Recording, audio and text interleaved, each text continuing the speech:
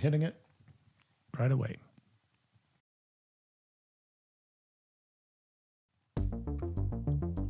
Hey guys, I'm Alex. And I'm Drew. And today on the Two Man Comic Book Club podcast, we're taking a look at Spider-Man #1 from the all-new, all-different Marvel by Brian Michael Bendis and Sara Pichelli. Let's go.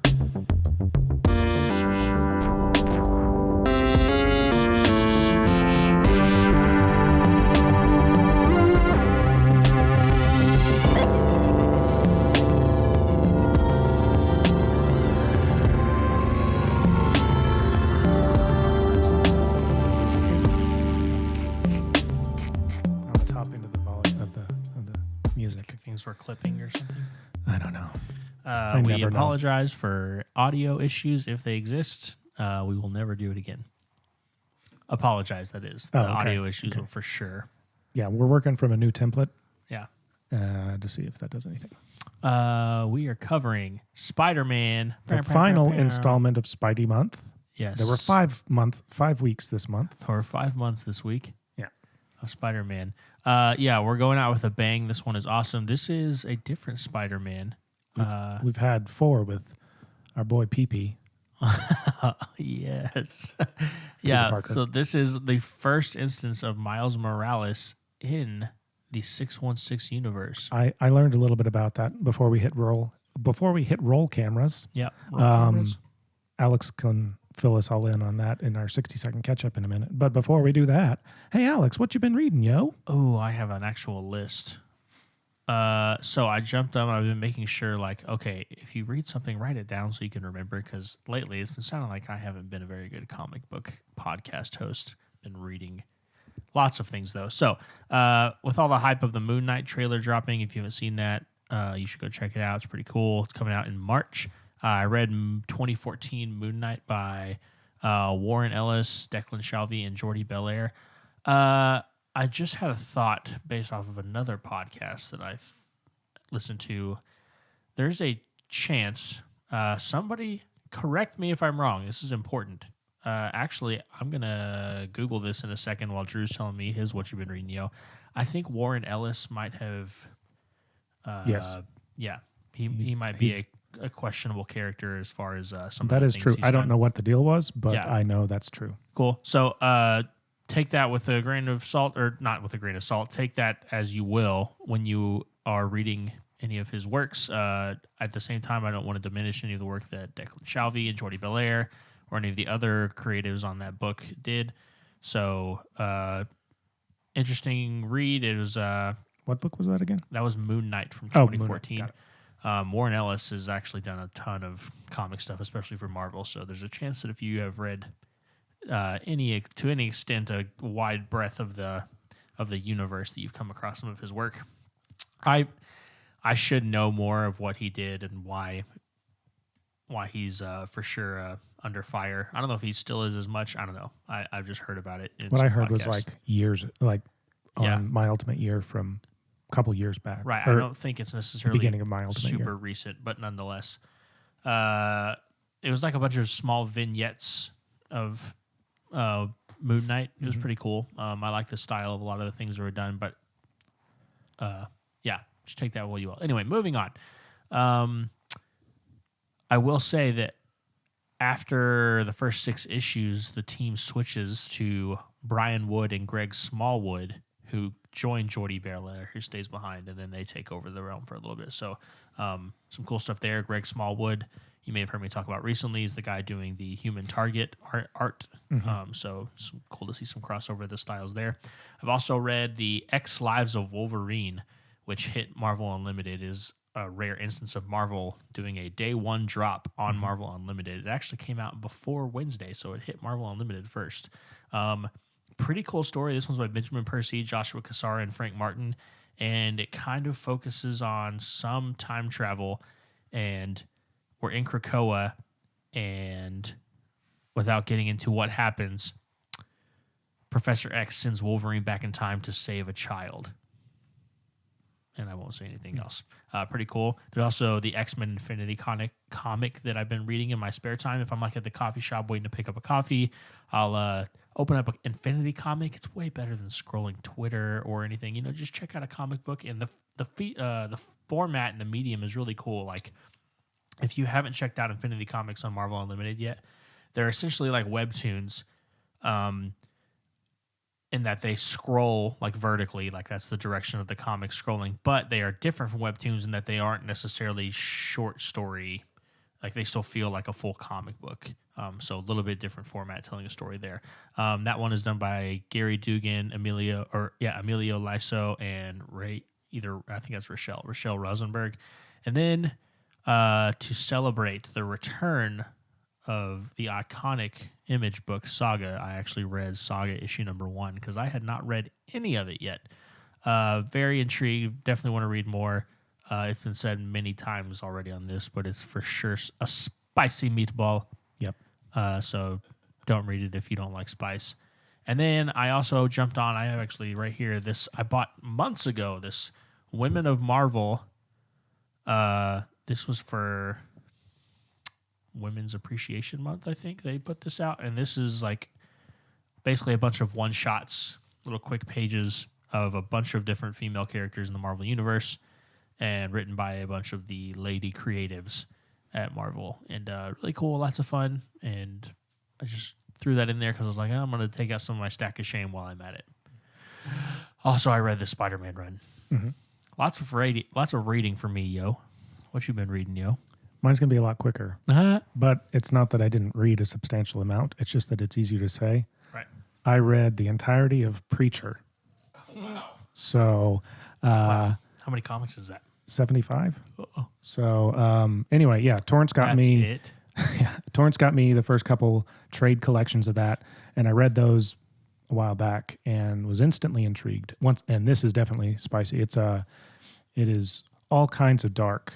Yeah. Probably some of the most intense, like gunshot wound art I've ever seen in a comic book, and it's gritty, but it's really cool. Like, by the time I'd finished the stuff that Torrance got me, I was like, yeah, I'm going to read this all the way through. Mm-hmm.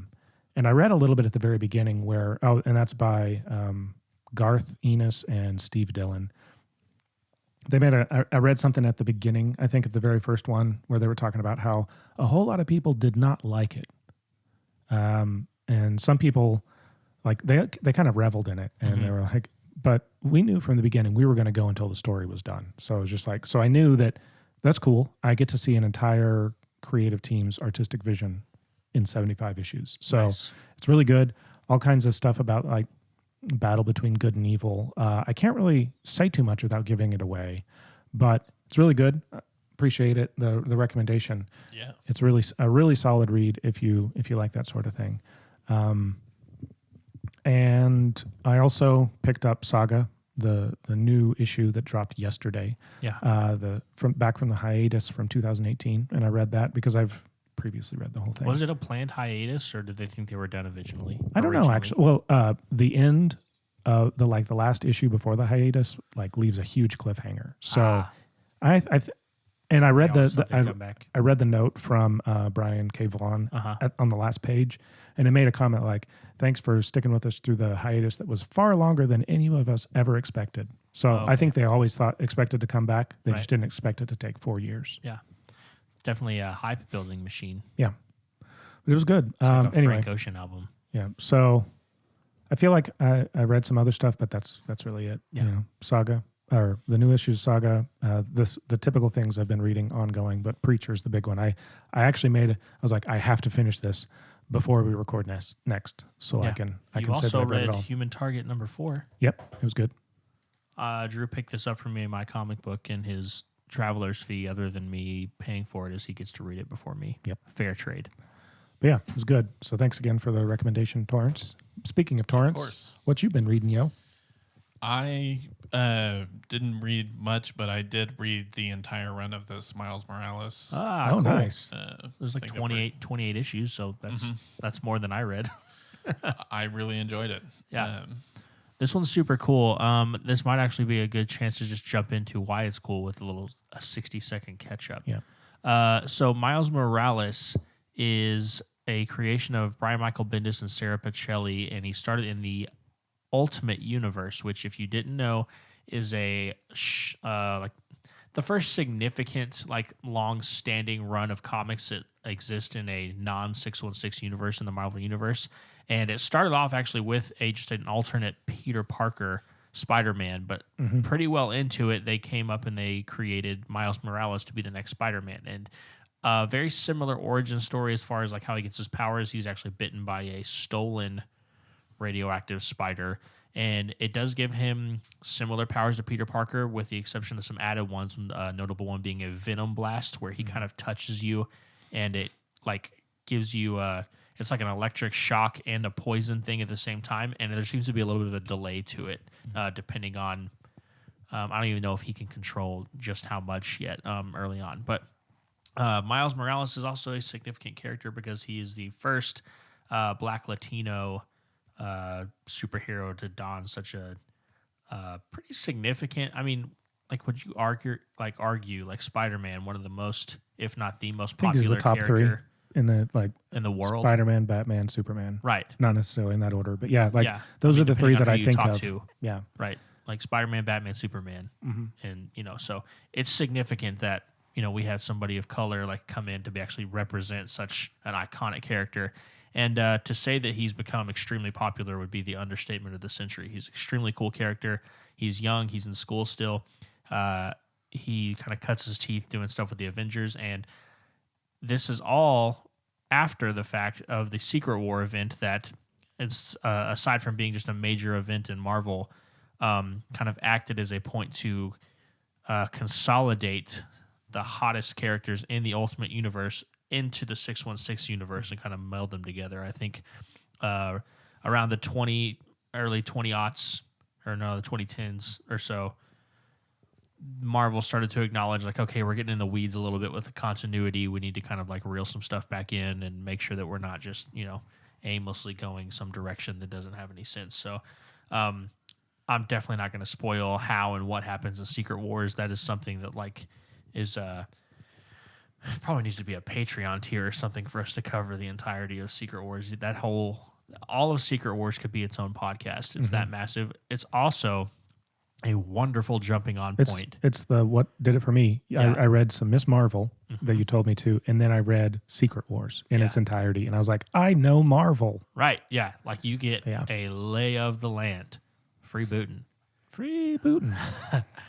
It's super cool. That is a Jonathan Hickman creation. It starts with the Avengers, New Avengers. Anyway, I could go off on a tangent on that. We're jumping into Spider-Man #1 from 2015. This is the first comic with Miles Morales in it in the 616. So this takes place post Secret Wars, and it's a really cool book. We're excited to kind of show you everything that's going on in here. We're going to cover the first 6 issues today. Yes. I will say also, when we get to issue 6, it contains light spoilers. I actually read the first 5 like a year or more ago. Right. And I stopped specifically, and I didn't go on to number 6 because it's like a Civil War II tie-in. Right. And I was like, man, I don't know the story, but I read it for the sake of this, and I was like, oh, it didn't really spoil anything. If anything, it just gives you the premise of what Civil War II is. Right. So it's totally cool. Yeah, so we'll get to that and kind of acknowledge that. Civil War II, also really cool. I don't recommend you read it if you have not read Civil War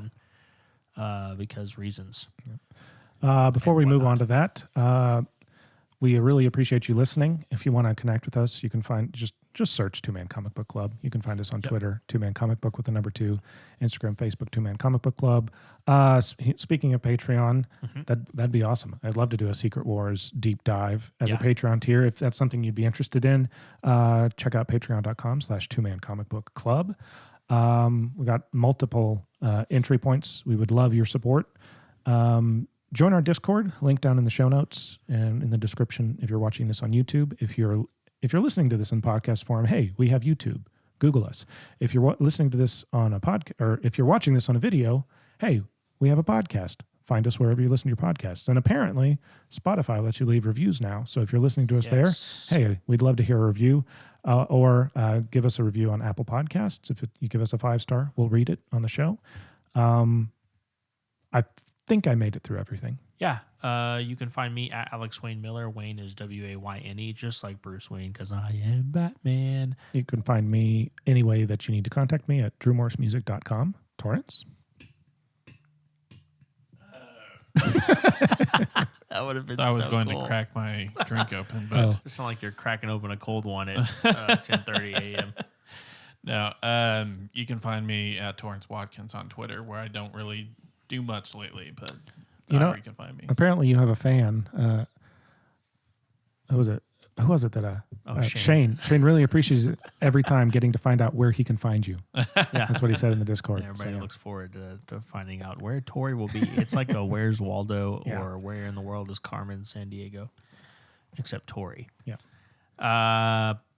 There was something else I was going to say. Oh, also, I'm still in the process of trying to figure out international comments left on podcasts.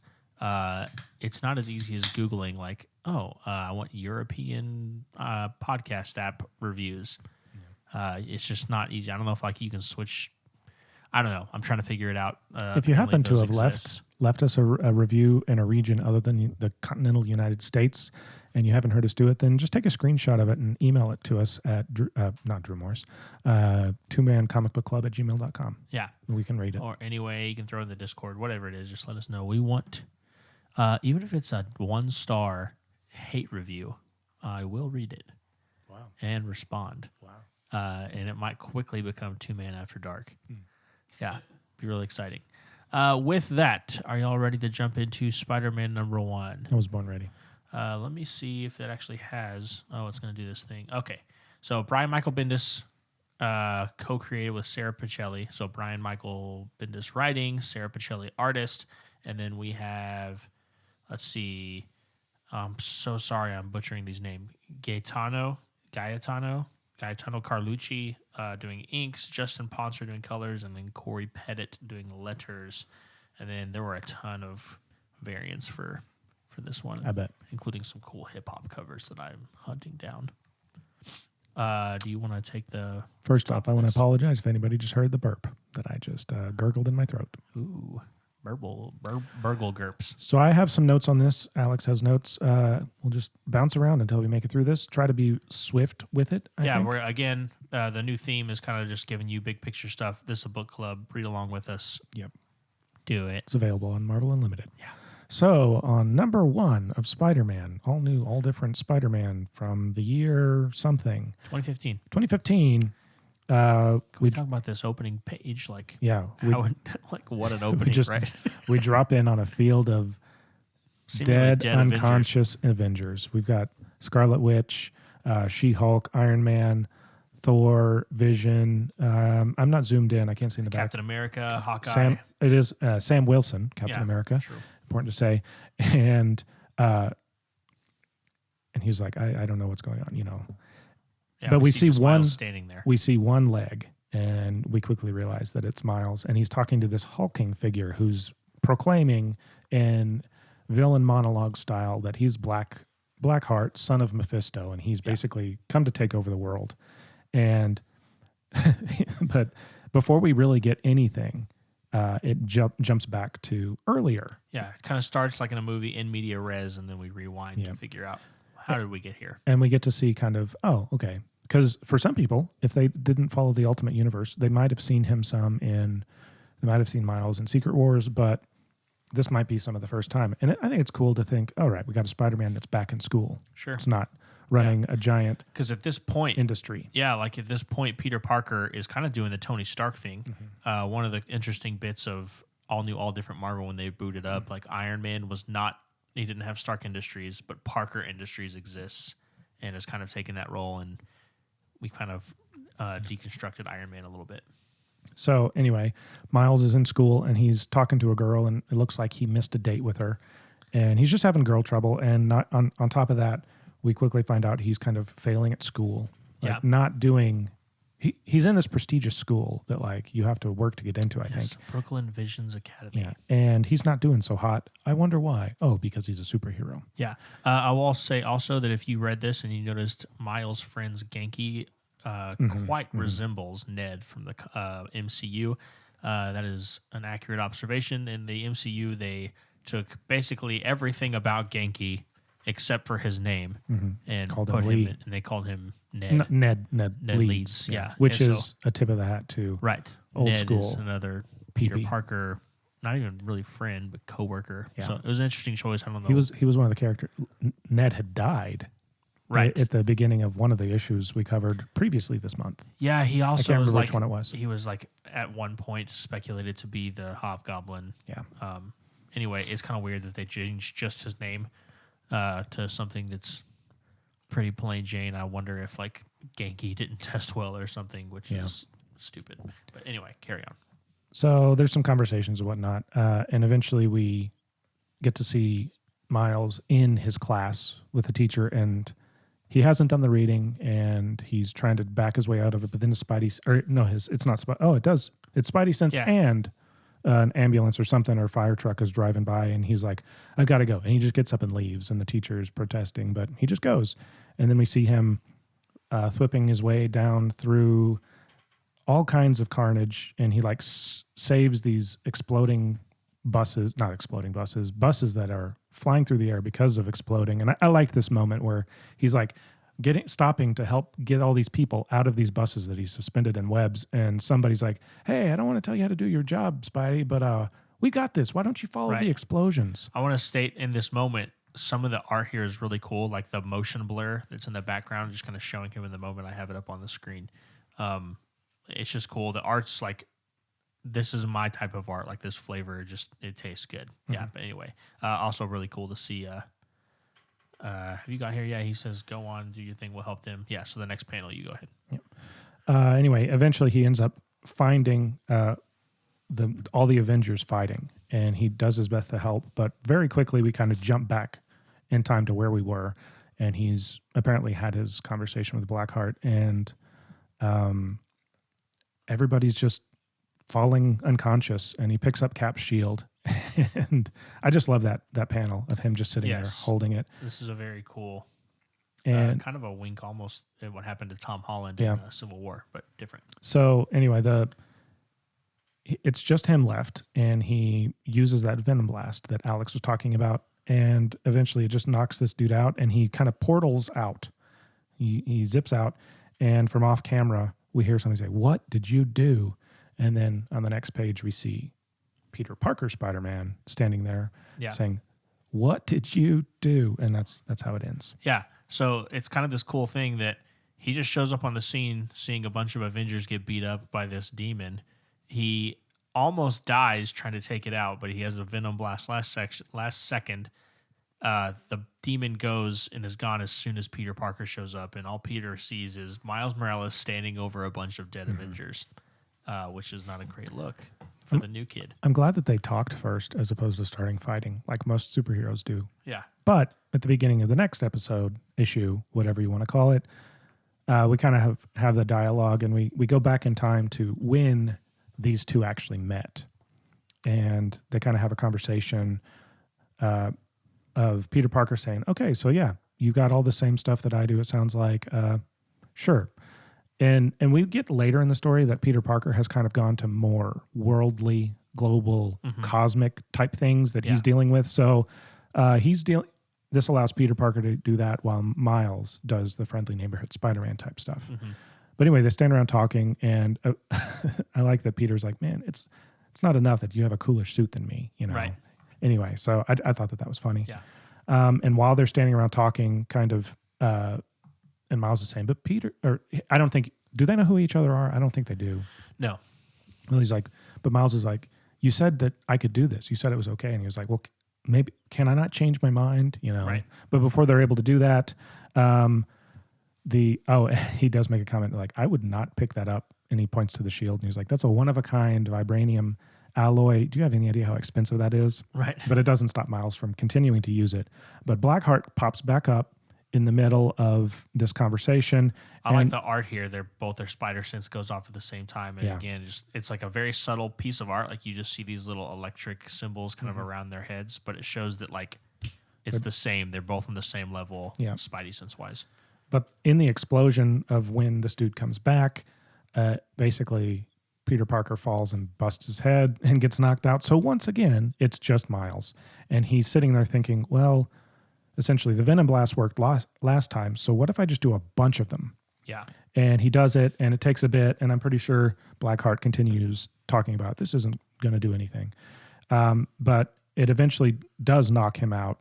Right. And right after that happens, the Avengers start coming to and look around, and they're kind of impressed. And a cop pulls his gun on Miles. I couldn't quite tell if he's pulling it just on Miles or on everybody, but he's like, "Who? I don't know who you are," And he's like, and I think Tony or Cap steps up and they're like, "This is Spider-Man," and he just saved your butts. Right. Yeah, it's definitely kind of it definitely speaks to a thing that a lot of people of color have experienced before, and is a real issue, right? So like this cop just shows up and just kind of pulls his gun on, one of the two black people that are standing there in the crowd, and not anybody else that's around. Well, we didn't even say that. At some point, Peter and Miles were talking, and Peter mentions that his Miles's suit got torn, so you could see his skin. See his skin, and he was like, "That's one step closer to people figuring out who you are." So, otherwise, they wouldn't have known that this was a black kid. And what makes him stop is the fact that Spider-Man gets up and he's like, "You know who he is? He's Spider-Man." But then again, it does take. I mean, at this point, I don't think his identity is revealed right here. Comic book things probably happened. I don't think people know that Peter Parker is Spider-Man. But it is, the reader knows that it did require. This would have been after Secret Wars, so all bets are off. But it's also after the One More Day in timeline wise, to where he would have been reset. And as far as I know, I bet you nobody knows who he is, because I never hear anybody call him Peter. Sure.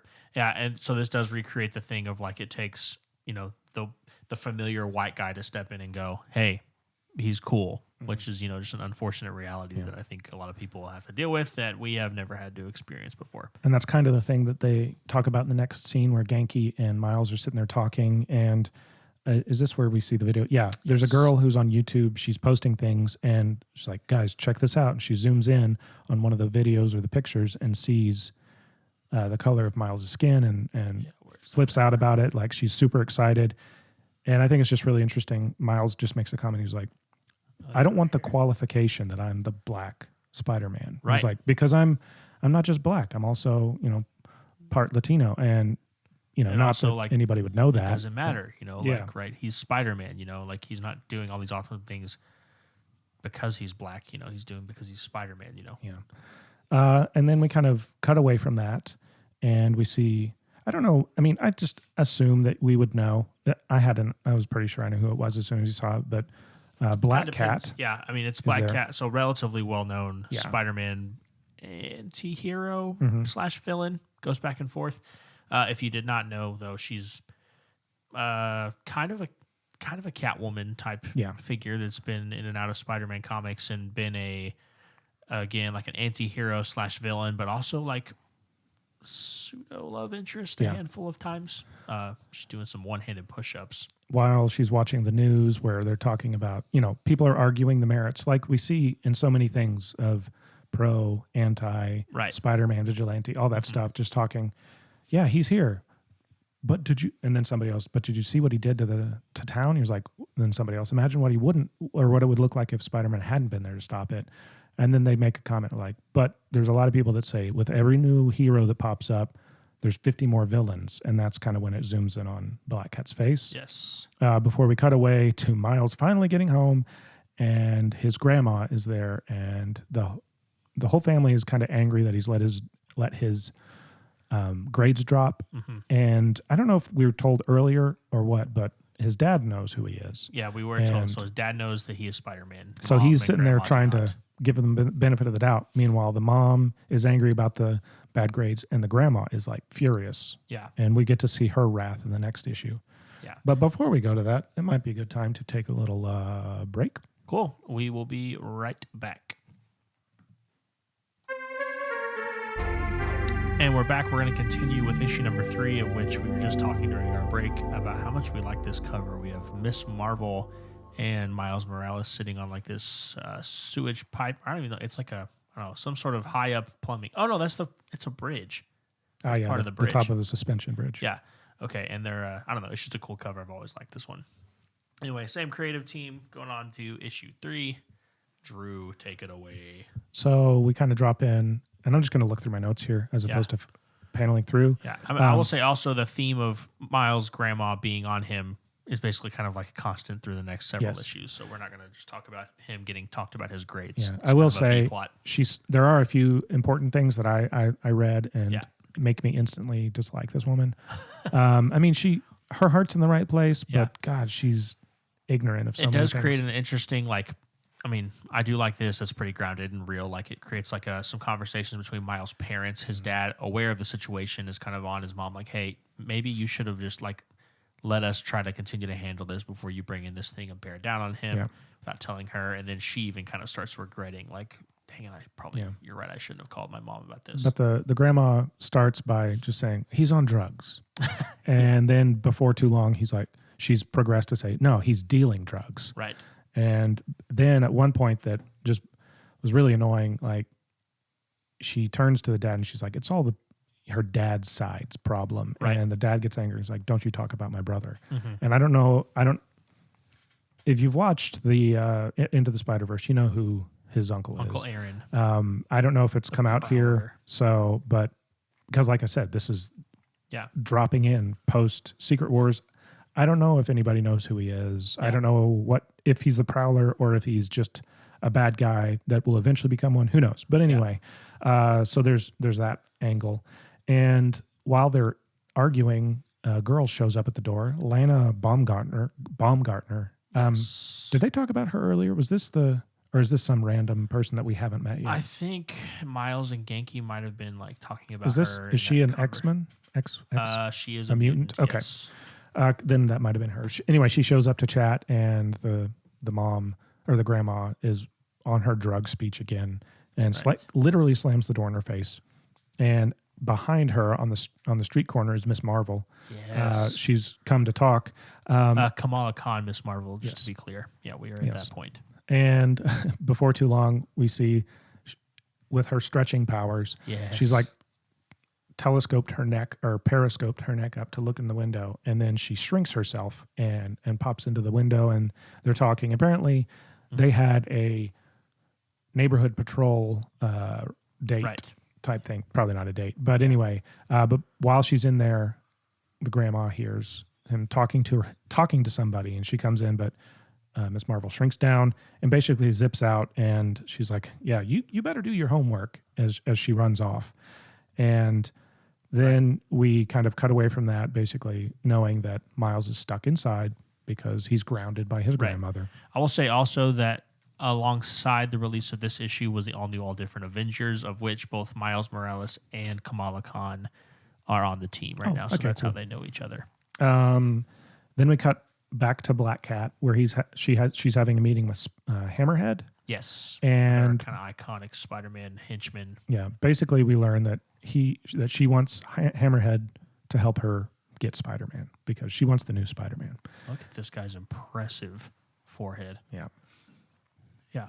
And after that, we kind of cut back to the Visions Academy, where it has just been revealed that a mutant is moving in to be a part of the thing, a part of the class, and it is Fabio, Medina, yes. who is also known as Gold Balls. Yes. And that's how it ends. Now, let me tell you something. Without getting in the weeds of House of X Powers of 10, reading this after having read that. Okay, so when I first read this, I see there's this mutant coming in, and I'm like, okay, who's it going to be? Who's it going to be? And they're like, Gold Balls. And I kind of like just stare at the page for a second. I'm like, Gold Balls? Like, this is the pull? This is the deep cut they're going for to team up with a mutant with Miles Morales at school? So, kind of meh. Gold Balls gets not retconned, but Jonathan Hickman in the Powers of House of X, or Powers of 10, House of X stuff that just comes 4 years after this, makes Gold Balls a way more important character in the mutant continuity, and it is like not kind of important. I'll just say that now that we're at Krakoa and the mutants thing, the mutants have figured out a way to resurrect all mutants if they die, and Gold Balls is a very significant part of that. Like, it would not happen without him. Yeah. So we're going to get Yeah, I into had more that. House of X Powers of 10 stuff later, but the context of seeing him here changes completely, just knowing how Yeah. significant he's going to be. Wondering, does he know? Right. Yeah. So I'm going to challenge myself. I bet you I can make it through issue 4 in 30 seconds. Okay, let me pull it up so I can swipe through it in 30 seconds. Marvel Unlimited, if you're listening, does this annoying thing that after you read a comic and you go back to read it, it's still on the last page, which I guess if it's useful if you stop reading halfway through and it's on the page you were at, but it should have some code where it's like, if on the last page, restart. Because I don't want to look at the ad. I was going to try to set a timer, but now forget it. All right, you ready? Issue 4 and go. I was looking at my timer over here. Yeah. It's at 15 seconds now. All right, so we start out with they're chatting with Gold Balls. He's zipping around, and what's his face? Genki's really impressed with him. Wants to meet him. Anyway, things happen. They do meet him, and within seconds, Genki tells Gold Balls that Miles is Spider-Man. Yes. And then quickly after that asks him to move in and be their roommate. Yes. Then in anger or whatever, Miles zips out and starts webbing around the city, only to find out that missiles are following him, heat-seeking missiles, and he does his best to get them above the city. At one point he gets up and he's like, but wait, if I get above the city, what am I going to web to? And eventually one of them knocks him out and he falls down, and as soon as he hits the ground, who steps out of nowhere but Hammerhead, standing over his body saying, tell Black Cat to open her checkbook. Done. Did you do it? It took me a whole minute. I'm sorry. It's all right. Cool. So that is a great synopsis of what happens in there. Just a few key points that I forgot to mention earlier. Another power of Miles Morales is that he can go transparent. Yeah. Kind of blend in like this not camouflage, but definitely transparent. And Gold Balls, his powers right now, before you know what they actually do later, he can make these gold balls kind of pop out of the ether. And I don't know if at this point he just like threw them at you, or does like loony antics where he puts a whole bunch of them on the ground and you're like tripping and running. I don't know what he does with them at this point. Knows? But they get way cooler. It's kind of like powers of 10. a gold ball. It looks like a bowling ball version of Banana Boy, who can make a banana appear at any time. Yeah. Is this one of your guys? Yeah, we made him up in like one of the first episodes we ever did. Banana Boy. Banana Boy, yeah. Alliteration does go a long way for a superhero. Yes, it does. Should we? Is it? Never mind. We're gonna get to it later. I keep wanting to like talk about just how cool it is. Like later, this is a perfect example of just a character being made cooler, and in the context of him, you go back and read and see the character earlier, and it just changes completely how you look at them. Yep. It's very effective, and I wonder if Jonathan Hickman was like, yeah. This could be I'm cool. making gold balls cool. Yeah. You know? So anyway. So we move on to number 5, and long story short, Gold Balls does decide to move in. Oh, and he quickly, I think he basically says, you can call me Fabio. Right. He'd prefer that. And while we're talking, the YouTube girl posts a video. This was Genki and Gold Balls talking. And there I did it. I called him Gold Balls. Genki and Fabio are talking, and then they see the girl has posted another video, this time a very fresh video of Miles knocked out downtown. And they're like, oh, no, it's happened. And then we cut quickly to a conversation between the grandma and the mom, and the grandma, once again, on her own decides, he's selling drugs, all this stuff. I'm going to hire a PI. And you know exactly who she's going to hire. Another Brian Michael Bendis creation, Jessica Jones. Yeah. But then it cuts away before we really see anything. And then we quickly cut to Black Cat and Hammerhead have Miles tied to a chair. They've taken the mask off. But it's kind of like, I remember hearing something about this early on. Yeah. Whenever in the 60s, 70s, whenever Peter Parker would get unmasked and somebody would look at him and be like it's supposed to be this big deal. He's been unmasked. And they're like, who is this kid? Who knows? But now it's a little bit different because of tech. So they have this little machine that they want to run the fingerprints to figure out what the deal is. And the guy who runs the thing's like, there's nothing here. He's connected. And I think they even say he's got to have shield connections. Right. Because there's anything about him. Yeah. And then also, I don't know if y'all saw this coming, but he takes off his glove to like get his fingerprints. And I'm like, oh, he's gonna shock him. Like Yeah. immediately, he's gonna give him a venom shock, and then you get him like he's like knocked out, and he just kind of his eyes open. Yeah. You're like, oh, he's gonna do some Spider-Man stuff. Yep. And he does that. He does the Venom Strike, and the guy knocks out. And then he has some other power that I'd never seen before, but I haven't read as much. So Miles. this is what I'm talking about, the varying levels of the Venom Blast. So you think like, this was just a Venom Blast plus? Yeah, like Okay. Goku Venom Blast. Yeah. Okay, so yeah, he just turns his whole body into a Venom Blast. The thing explodes and sends out a shockwave, and it incapacitates some people, and he fights some others. But anyway, at some point, he realizes Black Cat has slipped out, so he goes after her, and they kind of have a little conversation, and he makes a comment like, "Oh, that's right, bad luck powers. Is that real? That Black Cat has bad luck powers? I think so. Like it's an actual we need to check that out. superpower? Yeah, I'll look at that in a little bit. It makes sense, right? If a bell cat passes you, I'm pretty sure that's a thing. So anyway, they have a little conversation. She's like, "Look, you could work with me. I could make you rich." But before anything happens, she zips away, and he realizes he only has one web shooter because they took another, and he's basically not able to follow. Right. But then before too long, we see that he has taken all the guys that were left and has tied them up or webbed them up outside the police precinct, and they kind of have a conversation. It's like, he didn't even leave a note. I mean, the note was completely inadmissible in court and everything, but it was nice. It's the little things. He said back in my day, Spider-Man would leave a note. Yeah. And that's why you always leave a note. You get that? Yeah. Arrested Development. Yeah. What is it? What's that guy's name? I don't know what the guy's name is. It's Gene.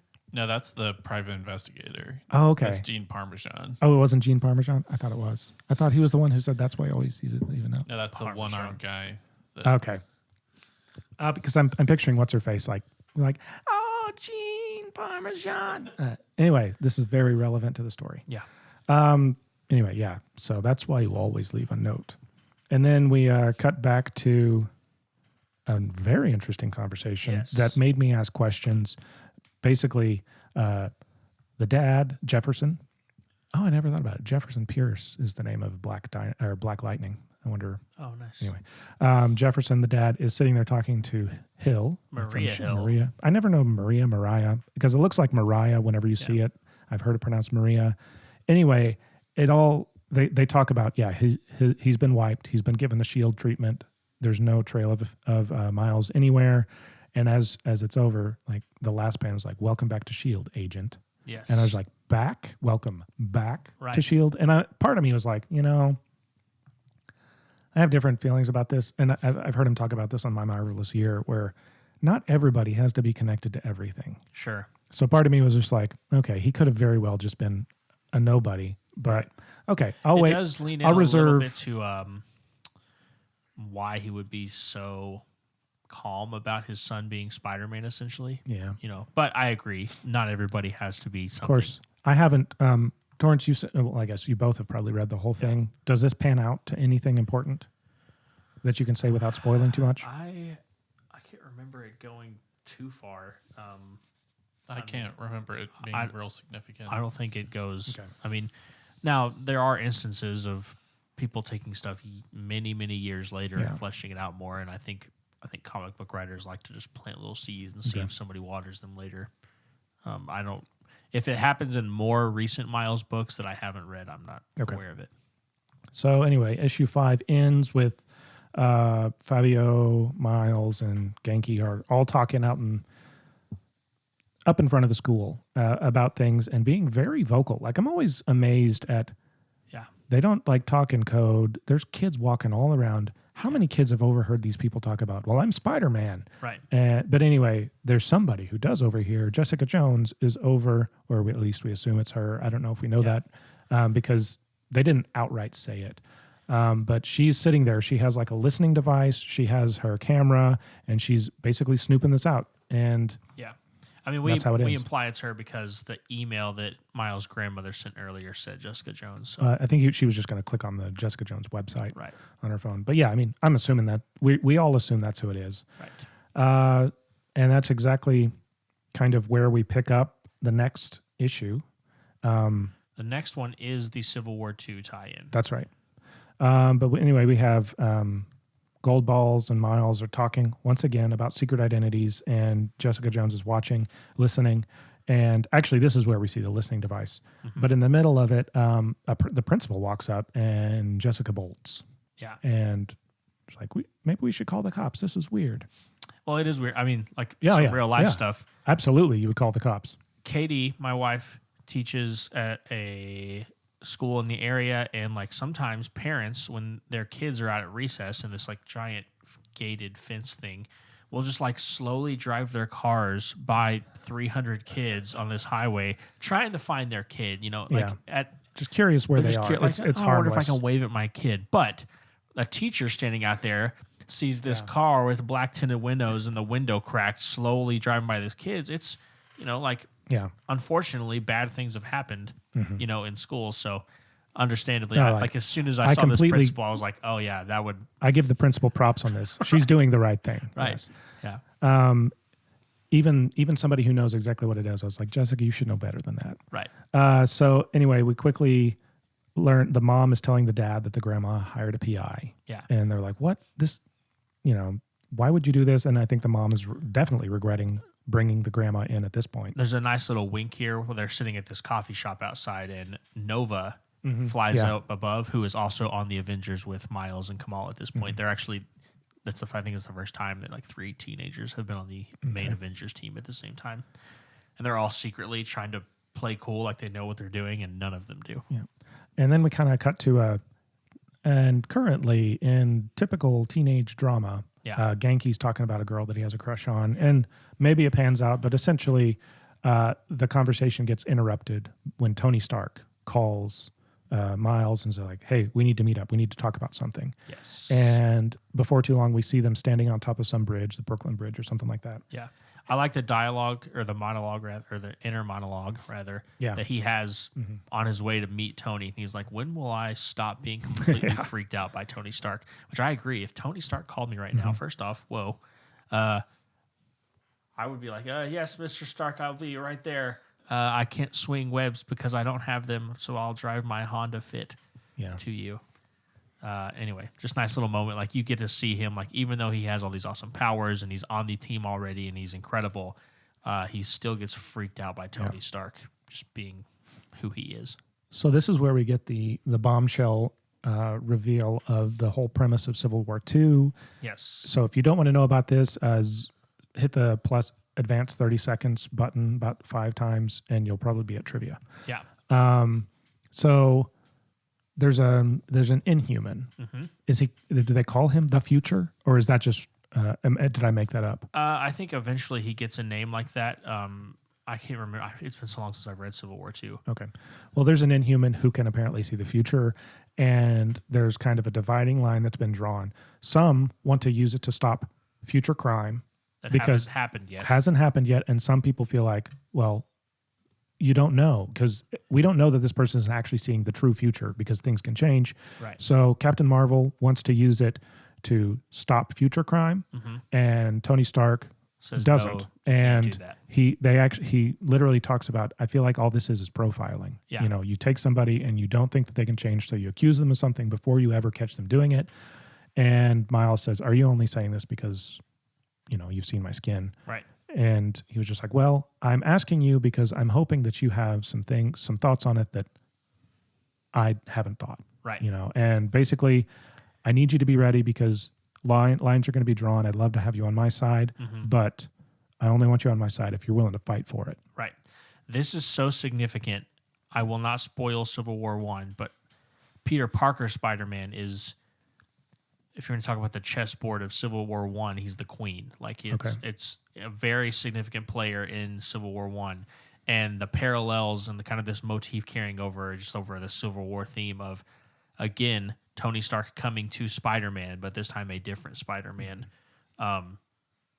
It's really cool just to see the parallels of just stuff set up. And this is, relatively for a tie-in, it's pretty insignificant. Like, I think if you read Civil War II and you were just reading tie-ins but didn't want to read all of Miles Morales, you could probably skip this one and it would work. But it is a nice little nuanced layer. And again, it does touch on some of the other themes that we've already talked about in the comics, like profiling and, just things like that. But it's a cool moment. I like it a lot. And right after that, Miles is sitting on the stoop with his dad, and they're talking about it. And the dad makes a comment. He was like, this might be the first time you've ever brought superhero stuff to me to talk about. And he was like, well, it's the first time I've ever had a heads up. Normally it's just like instantly react. So, but they have a specific conversation about the concept of profiling and everything like that. And like Miles had even brought it up to Tony about his dad having issues with profiling in the past. And the dad asked, did you tell him that? And he was like, well, not details, but yeah. So anyway, we have that. So we know that they're talking about it. And then the final scene of this issue is the mom has gone to Jessica Jones to basically plead with her to tell her, look, I didn't want you to do this. My grandma did this on her own, or my mother did this on her own. I don't want you following my son. I'll pay you to stop. What's it going to take? And Jessica's like, look, I can't do that. If you get your mother to tell me to stop, I'll stop in a heartbeat. But she kind of gives a tell or something at the end to where the last thing that we see is the mother pleading with her, like, what did you find out about my son? Right. Yeah. And Like she that's how feels it like ends. something, and I think in this moment, like this didn't quite land how they wanted it to. I think if it was her, she would just be thinking like, oh, this PI found out my son's smoking pot or something like that. I don't think here that Miles' mom thinks, oh my God, he might be Spider-Man. No, not at all. So it is with the weight of the conversation that we just had with Tony Stark, it does feel a little bit soft of a landing, I guess, for most comics like this wanting to end on a cliffhanger to get you to buy the next issue. This one feels kind of it's probably fine. Anyway, that's the end of issue 6. What did you guys think of these first 6-issue run right here? There's obviously more where again we can't go through and read the whole thing. We could, but we want to give you guys a little sample of everything. But I think this is a great stepping on point for Miles Morales if you're at all interested in the character. It's very modern. The art's great, and you get a little bit of crossover with everybody, right? Like there's there's some mutants. There's Tony Stark. There's Miss Marvel. There's Nova. There's Genki. There's just the whole gang. And Tori liked it enough to go through and read all the issues pretty quickly. Like you read those in a few days, right? Yeah, I did. Yeah. So I mean, he can't even read, and he went through. Yeah. No, I liked it when I read it the first time around, but like I said, the only reason I would have kept reading, but I truly didn't want Civil War spoiled for me, so I stopped.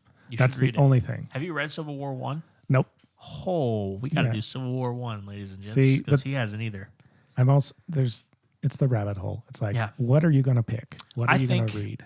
Maybe I'll go through, like, there's 6 issues of Civil War.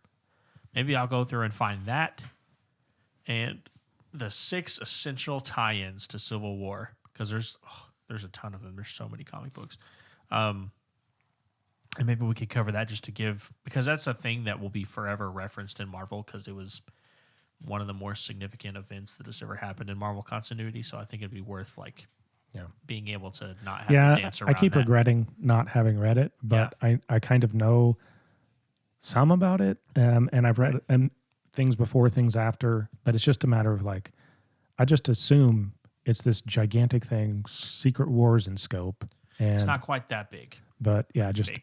I need to read that. I need to read Civil War 2 so that I can call myself a man. But I just haven't yet. That is how you know. Yeah. Cool. We're going to take a quick break and come back with some lightning round trivia. We will be right back. And we're back with our lightning round trivia, where our questions are faster than Genki told Goldballs about Miles' true identity. That was fast. That was like, they even talk about it. Like, hi, I'm Genki. Miles is Spider-Man.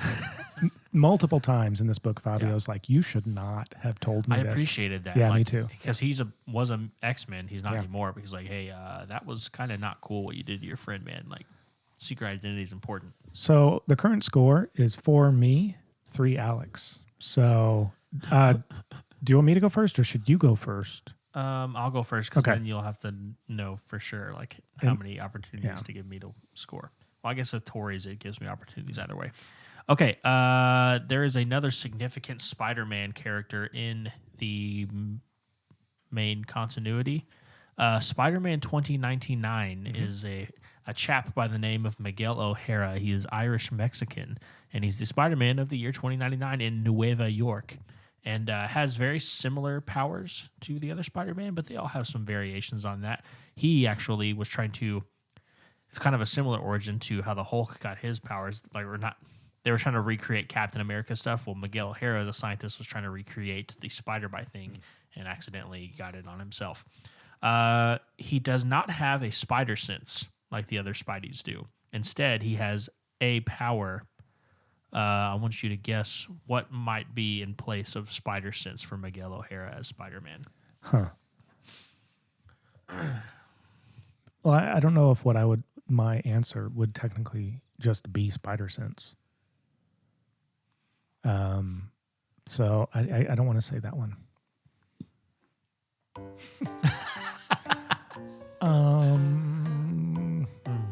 Yeah, because I'm pretty sure what I was going to say is literally just what causes Spidey sense.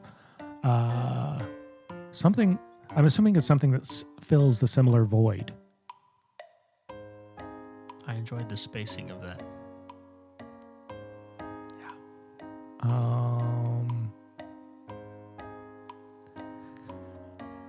This is nice. I've never got to hear this much of it. Yeah. Yeah, I never let it play this long. That's fine. I got distracted because you were talking about it. I was like, I haven't listened in a while, and I stopped thinking about my question. I think it's going to stop here in just a second. Fine.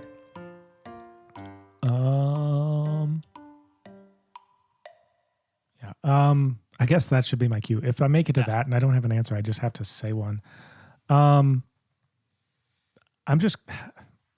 Is Spidey sense basically just precognition? Because that was going to be my answer. That's basically what it is. Then let me just say, I have no idea. I can't think of one that would be comparable to that.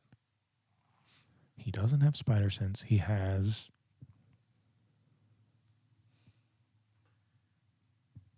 good luck. Solid guess. He actually has extremely enhanced vision and hearing. So his vision, he can see in pitch black, like he can see everything in the dark. Because of this, he's actually like super sensitive to light and has to have like almost black glass in front of his face to actually be able to see and turn it off and on. His hearing is very enhanced, but not to the extent of his vision. His vision, he can like lock in from miles away and just kind of watch things.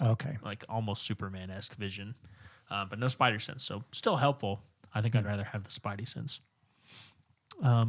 Well, so it's still 4-3, which means Indeed. I have a question for you. So gold balls. Ah, gotta love him. So he actually has two. Actually, I would give you all 3 different debuts of sorts. Oh wow. So I'll make this easy. Okay, if you can give me the month/year, Okay. or the issue and the title and number that he made any of these 3. Okay. I know none of them, so they're all going to be guesses. Okay. I will guess that he. Do you just want to? Okay, you want to guess a year? Yeah. I think I guess a title too. Yeah. I'll guess that he debuted in the year 1991. See, that's what I was thinking too. Like, I thought he was old. He is not. He's not. Okay. He predated this book by 2 years. Oh wow. 2013. So, really new character. Yeah. Okay, so 2013, he debuted in X-Men Blue. No. Yeah. Uncanny X-Men. X-Men. Okay, I'll just read this. Yeah. He debuted as Fabio Medina in Uncanny X-Men #1, Volume 3 from February 2013. He debuted as Gold Balls in that same book, but number 11 from August 2013. And then as Egg in Excalibur, October 2019. Right. And wink, wink, that name for what his powers have to do with the resurrecting mutants. So now it all comes down to Torrance. Either I win or we tie. All right. This is a round of Name That Supervillain's Country of Origin. Okay. What is the country of origin for Hammerhead? Italy. Oh, wait. That was my Russia. guess. USSR, Russia. Oh. So we tie. At the buzzer, we tie. I feel like the last time We've tied several times. The last time we completed one, Mr. Miracle. Yeah. I think that was the last long run we did. We tied. I'm okay with that. Yeah, it feels nice. Yeah. Anything else? Any closing thoughts on this run? I was going to say that Drew wasn't off base. He immigrated to Italy and Nice. then to America. But Yeah. It seemed right. Yeah. It seemed right. I really enjoyed this one. Y'all should definitely read more Miles Morales. He is, for sure, they've been winking at him coming to the MCU for a while. I don't know when it'll happen, but it will. Let us know, did you enjoy our Spidey month? Yeah. I will say, I felt bad. We didn't cover Spider-Gwen or Spider-Woman or anything like that. But We could do a Spidey month every year. yeah, did you like Spidey month? Did you like 5 months of 5 weeks. 5 weeks of deep dive into doing whatever a spider can? Yeah. Or do you like it more where we just Where we switched up jump a little more around, rapidly. keep things random? I kind of liked getting to kind of dive in a little bit more. Do we want to talk about next month? Yeah, we're going to jump. Oh, well, I will say, if you're listening on today, that we're doing a double drop because this is actually episode 99. Yep. We're also going to release episode 100, where we're going to talk about the first phase of the MCU and a couple 100 episode goodies. Yes. And then in the first month of February, we will be... doing First month, I keep doing the it. first week of February, First we will week of be doing February. a Black History Month, which kind of was appropriate in that Yes, we Miles. transitioned with Miles Morales at the end of this so we could get some extra Since there were ones in there. 5, I'm going to say it. There were 5 months in January. That one was It on did purpose. feel like that. Yeah.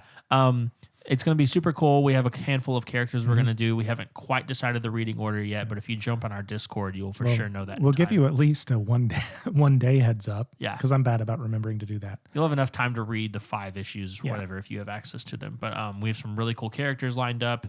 This is always a fun to look at some of the characters. And I will say, if you're listening to this and there's a specific black character that you would love to hear us talk about, Yeah, hit us let up, us know in the let us Discord. Maybe you can change our mind. Yeah. But we've got some cool ones lined up that we're excited to share and discuss with y'all. It's going to be super cool.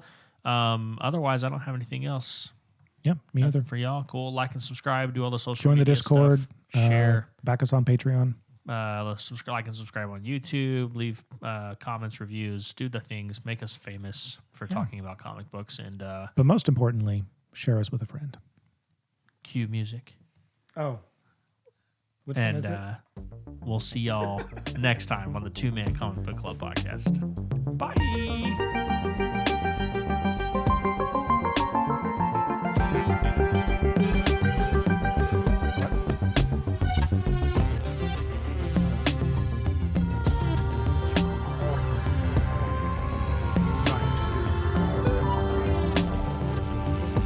The 2-Man Comic Book Club podcast is hosted by Alex Miller and Drew Morris. Our graphic and logo work is done by Tessa Price, and our original compositions and theme music were composed by Drew Morris.